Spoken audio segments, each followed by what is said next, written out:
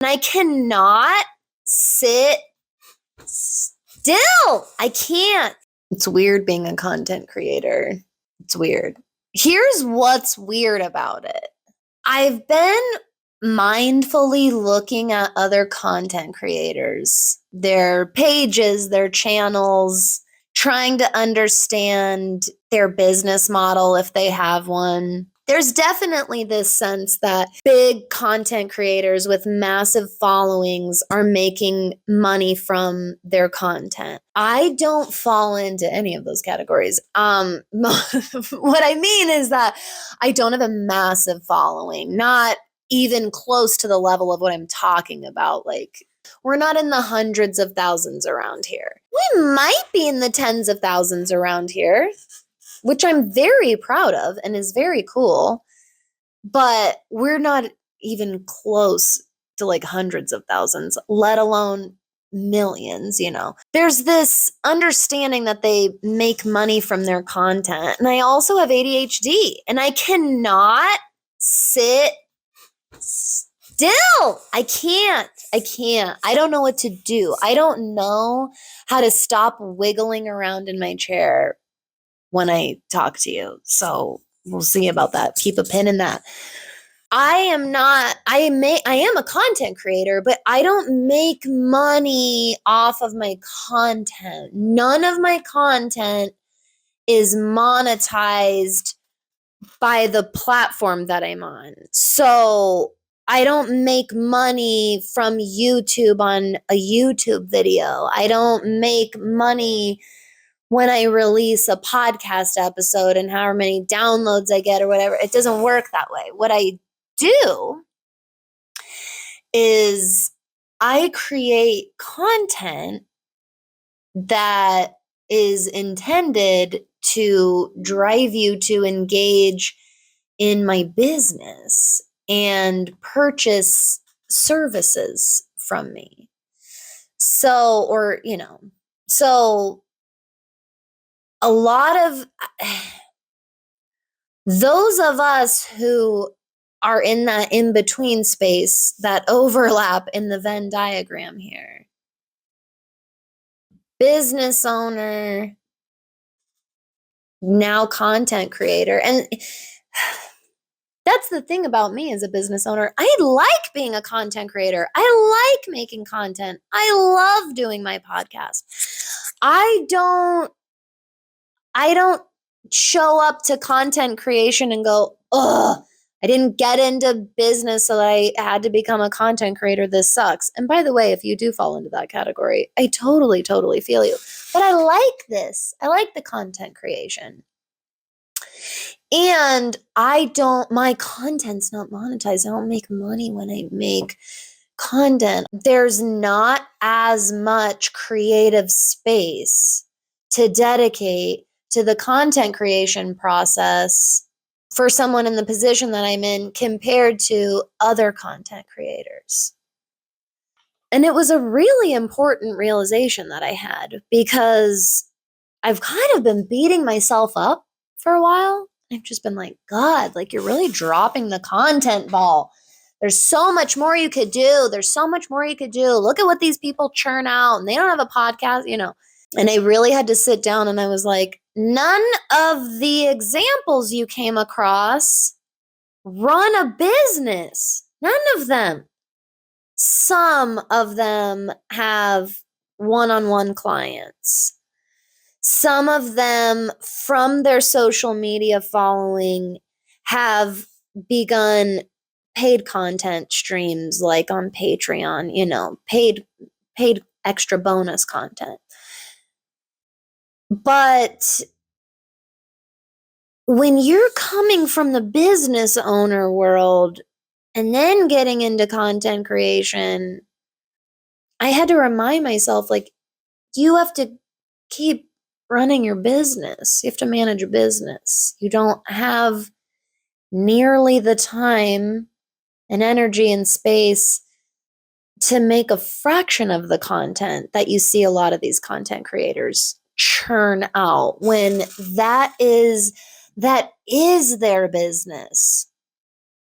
The other thing that actually made me feel better in my little research and a little revelation that I had is I do have a business model. I absolutely have a business model. I know that. I like I put thought into that and I chose that and I maintain my business model. I have a website and an email list. I these are these basic things that I really take for granted. I'll be honest with you. I have an LLC. I file business taxes. Like this is just, I pay an accountant to do my books. These are, this is all so normal to me. I take all of it for granted. And then I find out, as I'm doing my market research on content creators, I'm like, Danny, do you have any idea how many of these people, business wise, are flying by the seat of their pants? Their business model, if they have one, is reliant on views and clicks and engagement on it is so tied to these platforms. For me, these platforms are these add-ons. Instagram, YouTube, this is an add-on. So much of my business exists out of here. And if my Instagram disappeared tomorrow, I mean, luckily Instagram, it's one of my bigger platforms. But again, I'm humble. I know my following on Instagram is nothing to write home about. If I lost Instagram, if we all lost Instagram, I would be all right. And my business would be all right. 100% all right.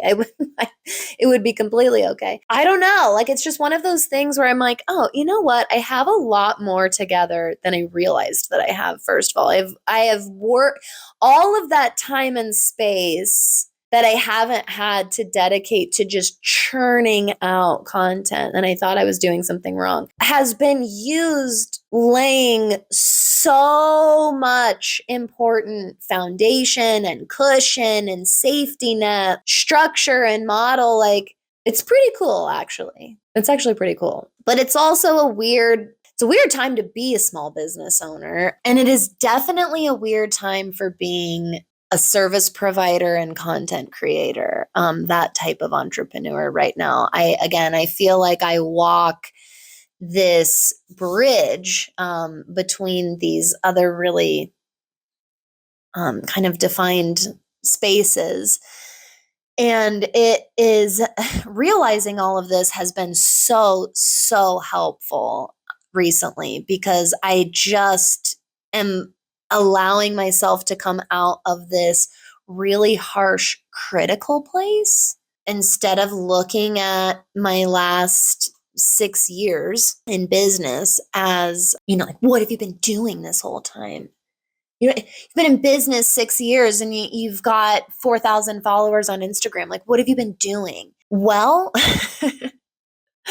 a hell of a lot of things way more important than Instagram. I'll tell you that much. Those are some of the things I've been doing. There are people who have these amazing followings on social media, and they're just starting their podcast for the very first time. They're just realizing they should probably have a website. They're just realizing it might help to build an email list. I started doing all those things for my business, for my LLC 6 years ago.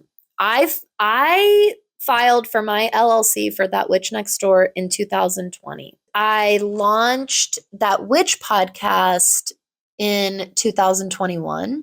I opened the doors of my own online monthly membership, That Witch School, in 2022.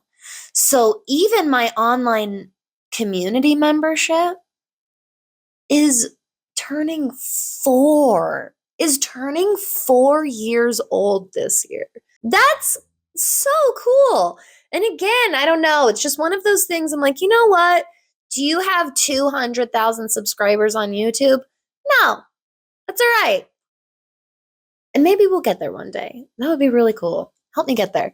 But we have done so many things, we meaning me, myself, and I, that I know as I continue moving forward, I'm going to come across like more and more and more experiences where I'm like, thank God I already had that done. I am in a messy, unstructured, very experimental stage right now in my business when it comes to myself as a content creator, my content itself, and the production process of all of it.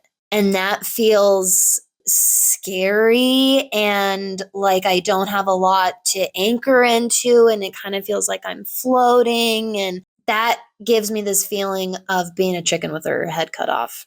One of the most rooting and grounding revelations I've been able to have is how much I do have on lock, how much I do have established, how much I do and can rely on and depend on that I put into place, and I put into place a long fucking time ago. So maybe things aren't as messy as they feel in this big general way, and just this one area is really messy. And I can let that be messy because I know I've got my ducks in a damn row where it matters the most, essentially. Those are my thoughts today. I hope that you continue to follow along the journey, the messiness, the ups and downs, the wins, the losses. As a mom, witchy business owner, neurodivergent, recovering alcoholic, trying to embrace her wholesome era witch next door that I am.